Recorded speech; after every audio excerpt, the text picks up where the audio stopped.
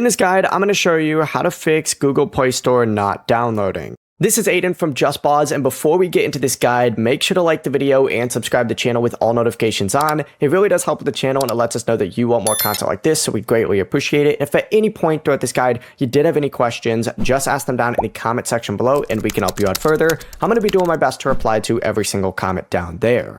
First things first, what you need to do is just open up your settings. So swipe up, open up your settings, scroll down on here and select apps. And you need to find and select the Google Play Store on here, or you could just search for it. I'm just going to search for it because it's a little bit easier. But search for Google Play Store and make sure you open up Google Play Store specifically, not Google Play Services.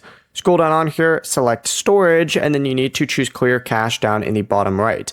From here, we open up the Play Store and try downloading the app again. If that doesn't work, return to your base settings page and scroll all the way down to the bottom, select software update and choose download and install, and then install any available Android updates. Finally, if you have a VPN or a private DNS connection, go ahead and disable those and reconnect to a normal Wi-Fi or mobile data network. And as soon as that's done, open up the Play Store and try that download again.